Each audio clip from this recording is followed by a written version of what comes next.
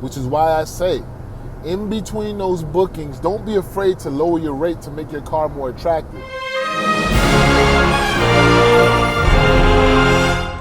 What's up? It's your host, Kev B, Mr. Believe of the Believe in Yourself podcast of Believe in Yourself Insurance and Investments. This is going to be the TURO quick tips, and we're going to be dropping them each and every Sunday. So tune in to our YouTube channel every Sunday to catch these quick tips that'll help you on your journey in becoming a TURO power super host and growing your rental car business. This video is brought to you in part by Get Upside. Get some cash back on your next full tank of gas. Peace. Welcome back. This is Kev B with another TURO video for you guys. This one I think is going to be a good one, man, because it's a real case example of something that just recently happened. Now, if you're watching a lot of my previous content, you should have seen the video where I spoke about maximizing your profits and some of the things that you could do to maximize your profits. The main thing I'm going to talk about is lowering your day rates in between rentals.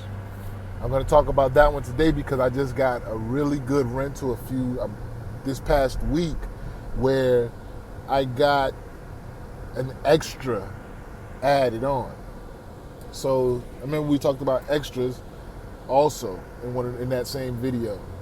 The extra that we got today is not really extra, it's delivery fee. I didn't really touch on delivery fees. That's when you take your car and you usually take it to a delivery location. The delivery location, 9 times out of 10, is usually the airport, and other places where you can deliver to as well would be other places you could deliver to as well could be like train stations. I know sometimes they have hotels or like major landmarks that would be available for you to deliver to. In this particular scenario, I'm talking about delivering to the airport.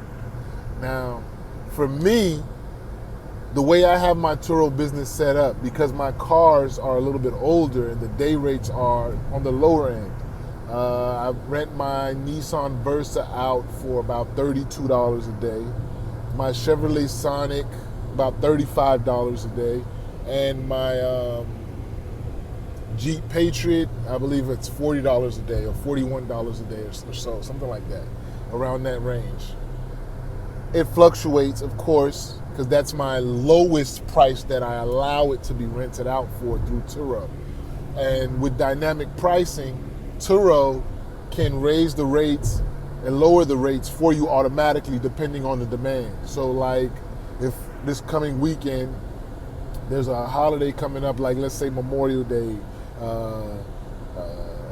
New Year's, Christmas, Thanksgiving, you know, those big time travel holidays where a lot of people are traveling. And because I'm in Miami, people are always traveling to Miami. Every holiday is a time somebody's traveling to Miami. It could just be even the fake holiday of Columbus Day, you know, people travel to Miami. So on this particular day that I'm going to be talking about, it wasn't a holiday, but what I did was in between rentals. So I had one rental that ended, I believe, on like a Saturday evening. And my next rental was going to begin the following Friday. So that left in between, which I told you the deadest periods on TURO are Tuesday, Wednesday, Thursday. So you got a Sunday, Monday, Tuesday, Wednesday, Thursday. Usually if somebody wants to rent for the weekend, they're renting it either Thursday or Friday and bringing it back Sunday or Monday. But in this case, the last rental I had, they rented the car, I want to say Wednesday to Saturday or so. Something around those parameters. I don't know the exact date, but I know the car was back on Saturday evening. So what I did was, I said, dang, it's an odd time. So I'm going to lower the rate in between from Sunday to Friday so I could pick up a couple of extra rentals in there. And I also gave you guys the tip of, lowering your trip range. So the shortest trip that I would allow is any, meaning they can rent it for a couple of hours. The longest trip I allow as well is any, so they can rent it for a month. So that is not going to restrict my parameters for anybody trying to rent. So it opens it up for people that want to do one-day rentals or things of that nature. And what I also have is airport delivery fees. I kind of got sidetracked, and I was going to tell you guys about that. So with my airport delivery fees, because this particular rental I'm going to tell you about was to deliver to the airport. So for me, the location where I am in, you know, with the metropolitan area and the holidays and things like that, I charge $120 for airport fee. Because my daily rate is so low, just so that I can make a profit by taking it to the airport, I set my daily rate Caution. like that. I-95 narrow lanes. Sorry, I'm driving right now. You got Siri talking. But I set my rate that low because I live so close to the airport. I just feel it's more beneficial for me to have that lower rate so that when people are coming from the airport and they're looking in the area, I would show up higher inside of their searches because my daily rate is so low. That was my strategy there. So my profit margin, it's not a lot of room there. So I figured through my extras that I could pick up, you know, where I'm missing out in those daily things. So when I do airport deliveries, every airport I deliver to is $120. Even the airport that is literally 3 miles away from me is still a $120 airport fee. Why? Because I take care of the parking through my Sun Pass. I have to take my time to get there, and I have to take my time to get back and pay for the parking on the way back as well. So I lowered the rate.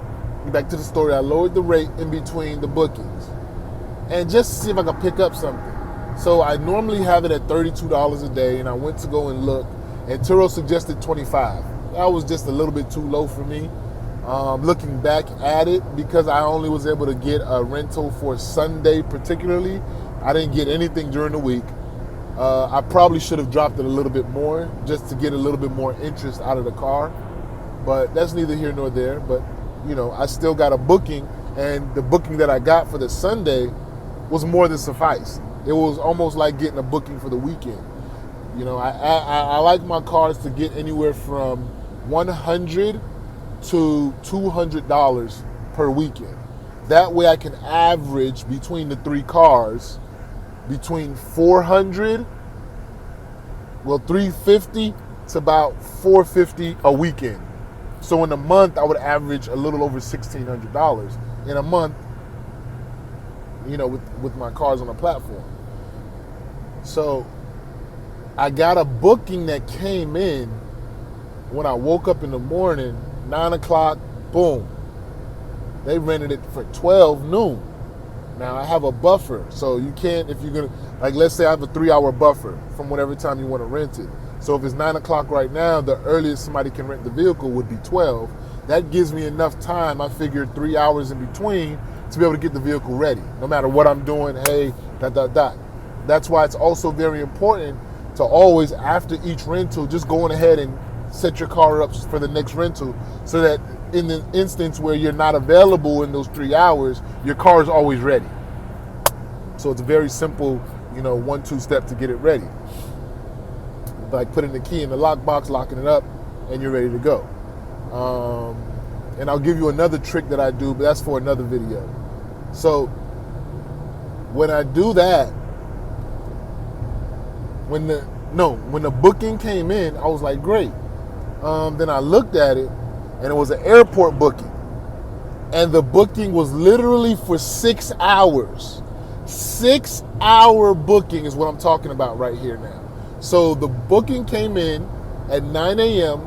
and it was from 12 to 6. A 6-hour booking. I'm like, whoa. And it's an airport delivery. So I charge $120 for an airport delivery. Plus they got a $30 rental for the car. It was beautiful for me. They were already at the airport, so when I got there at 12, I didn't have to pay for the parking. So I saved money on the parking. One, I dropped it off curbside. So that also increased my profit margin for that particular trip. We should do a video. I will do a video, but I want to wait till I can go live. So definitely, if you like these videos and you like my content, subscribe, share, like these videos so we can build this channel up. Because once I get to 1,000 subscribers, we're going to start doing some live streams, so we can do some talking and interaction. I like to interact with people. I've been mentoring a few people. I got 4 people that I mentored down here in the South Florida area with Turo. That's why I really wanted to start this channel. Because I figured, hey, if I'm doing it for free, these people that I'm mentoring for free, I might as well continue to just keep giving out free information, give out free game. So the booking came in, it was for $140 for the weekend. Because instead of it being 130 plus 120, should have been 150, Turo took their profit. So it was like 137 and change. I'm rounding up. It was like 140. Can't beat that. I wound up paying, when I picked it up, for the parking fee, 6 p.m. when I went to go pick it up. It was, I think I paid like $18 because I picked it up a little later than when they dropped it off. $18. I didn't have to pay anything to get the vehicle ready because the vehicle had just came back. I vacuumed it. It was already ready to go. It didn't take any time. So I made a huge profit margin on a one-day trip, which is why I say, in between those bookings, don't be afraid to lower your rate to make your car more attractive. Now it's going to eat into your profit margins, but that's why I say you do it in between bookings. Because like me, I set my cars I base it off of my cars being rented every weekend. That's how I set my projections for how much I make. So if it gets rented during the week, to me, that's bonus. So my car had already been rented technically for the weekend because it came back Saturday night.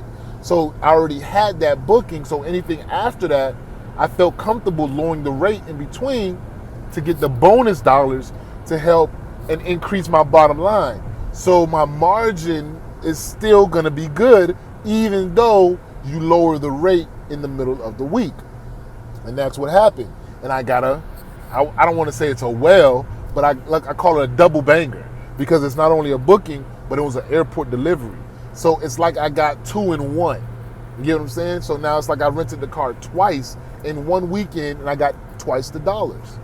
So that's like that was a good $200, and I think with the other rental was about $100. So that's a good $250 weekend for one vehicle. So that's why I really wasn't pressed to lower the rate lower than $30 for the weekend. I don't like going below 30.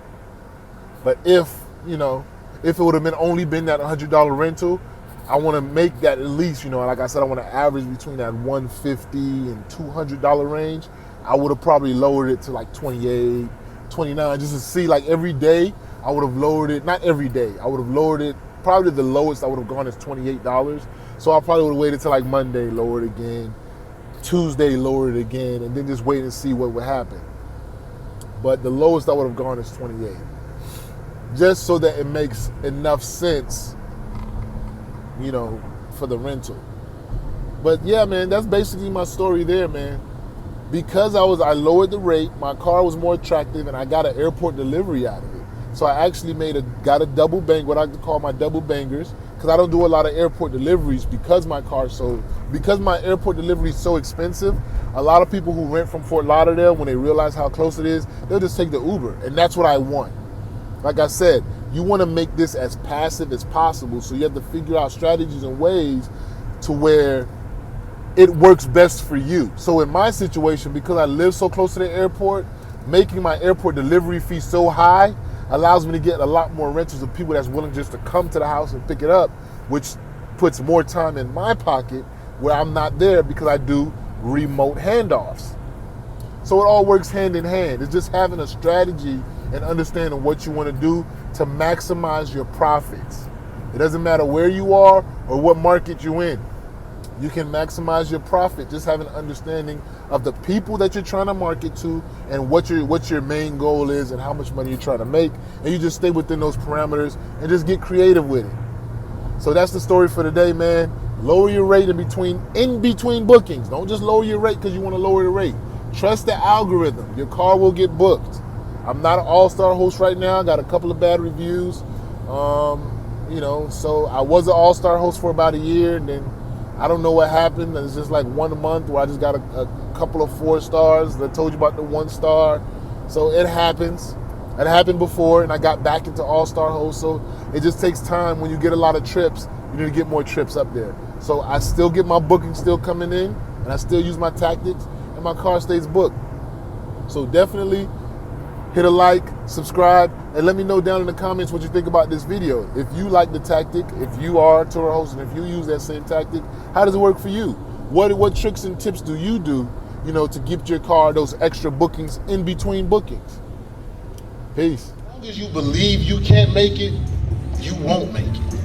If you believe that you can do it, you will do it.